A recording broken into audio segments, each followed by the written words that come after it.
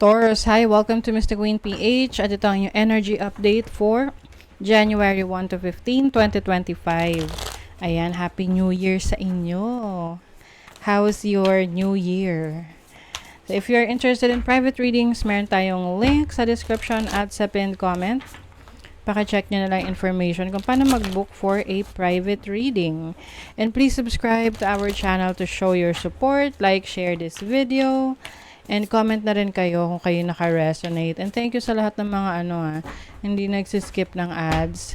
It really helps a lot sa ating channel to grow. Okay, so kuha na tayo ng mga cards for you para dire-diretso na. Energies for Taurus, January 1 to 15. Okay, so this is your overall energy, challenge, opportunity, blessing, energy ng money, energy ng career, your health, and your love life. Ayan.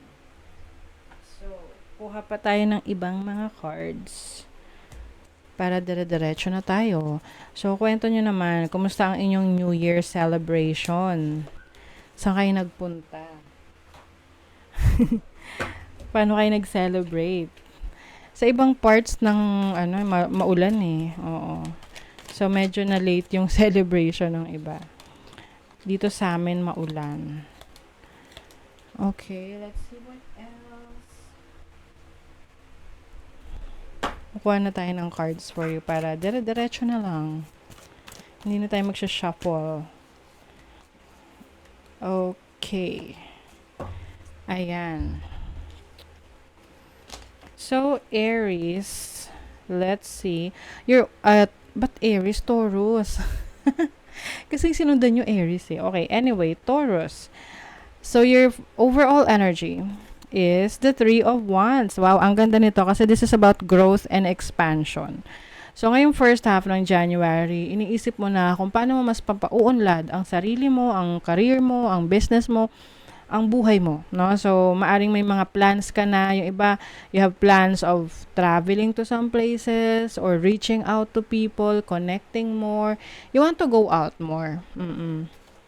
And then, your challenge is the King of Wands.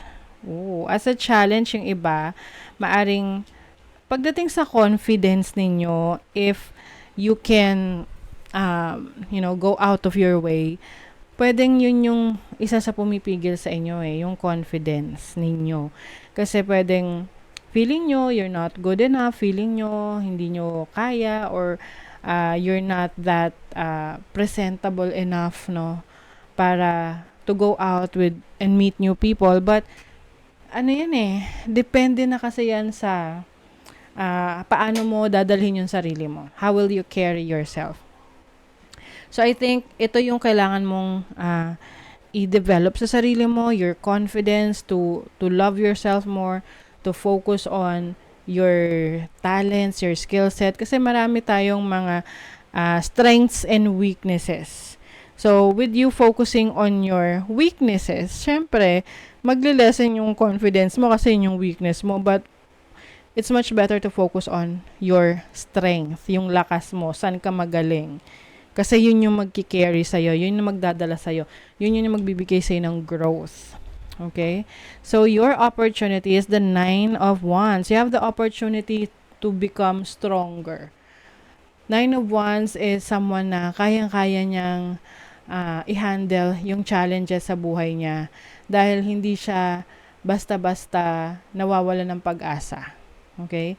So, Nine of Wands is telling you na to pursue, to do it, to go on. Pagpatuloy lang. And then your blessing is the devil. Okay. As a blessing, I see this as you releasing. Meron kang nire-release na unhealthy habits. Ito yung mga bagay na alam mong hindi naman na nakakabuti sa'yo, na nandyan pa sa'yo or ginagawa mo pa rin. So, as a blessing, once you release unhealthy habits, okay, dun mo matatanggap yung resulta nung sacrifices na binigay mo or ni-let go mo. Okay? So, there is a blessing in you once you finally let go what no longer serves you, what no longer serves your highest good. Okay? So your energy for money, wow, the wheel of fortune. So as a um money energy, maganda to kasi may magbabago, no? For the better when it comes to your finances. Kailangan lang dito maging maingat ka sa mga isi-share mo sa iba. Okay? Merong hamsa rito eh. So hamsa, it represents like protection from the evil eyes, no? Um, I think, iiwasan mo na yan na mag-flex ng mga bagay sa social media, and will just focus on kung saan ka mas mafulfill in terms of your finances. So, yeah, I think yung perspective mo, yung mindset mo pagdating sa pera nagbabago, and it's for the better. Okay? So, for your career, the Six of Cups. So, yung iba sa inyo, may babalikan kayong career, trabaho, negosyo, or project na hindi nyo napagtuunan ng pansin, no? So, ngayon, may mga priorities ka na, kumbaga, ipa-prioritize mo na yung dati mong plano, dati mong trabaho, or yung mga naunsyami, naunsyami talaga. Yung, mga hindi na pursue, na isang tabi ninyo. Some of you naman, meron kayong mamimit na dati nyong katrabaho, or you will, dati nyong nakatrabaho or nakasama sa work, na you will go out and have fun and catch up, no? Yung simpleng kwentuhan, ganyan. So, sa health naman, you have the Chariot. So, I think this is a good sign or good energy for your health. Mas magiging active ka, no, sa physical mong pangangatawan, tatakbo, jogging, yung iba naman sa inyo, maaring mas magiging nakaset yung goal ninyo. Ang hirap i-express, but it's like you are focused on your goal pagdating sa health. Ano ba yung mga goals mo sa health mo? Let's say magpababa ng sugar. Ganon, ng blood sugar, or mas maging healthy na hindi na kakain ng mga pagkain na hindi nakakatulong sa kalusugan ninyo. So it's like you have a goal. Pagdating sa health, and focus ka doon. Hindi ka magpapadistract. You keep your eye on the prize. And then for your love life, you have the Four of Wands. So this is stability in your relationships. So whether you are in a relationship or not, romantic, or if you are romantically connected or not, I see na may happiness dito together with the people na mahal mo. So, home life, family life is really good. Maaring iba sa inyo meron kayong celebration within the family, pagsasama-sama within the family. You have grace, so blessings are coming in sa inyo the moment na mas maging cooperative kayo or collaborative kayo with others. You have glamour, so maaring meron ka ring mga i-improve sa yung physical self. You will improve your looks, the way you carry yourself. Imagination, so you're also going to be creative. You will tap into your creative self.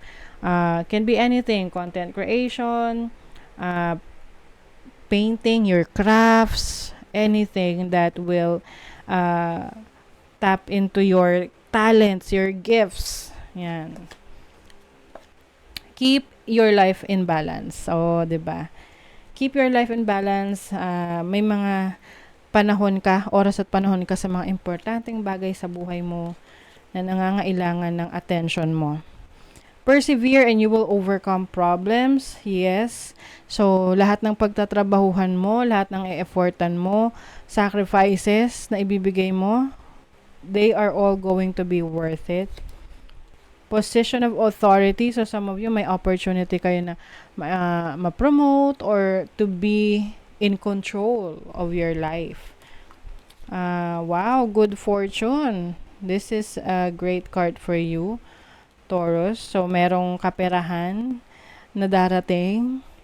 You also have Pale, time to get out of a situation. So, I think ito'y may kinalaman doon sa kalusugan ninyo na kailangan nyo ng umalis doon sa sitwasyon na alam mong hindi ka na physically fit or well.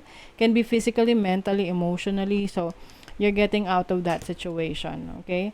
Midas touch. Things are working out in your favor. Wow, pumapabor sa'yo ang tadhana pagdating sa mga gusto mong i-pursue. Ang Midas touch kasi kung ano yung hawakan mo, yun ay umuunlad, lumalago. Okay? So, that is your reading, Taurus. Thank you so much. See you again.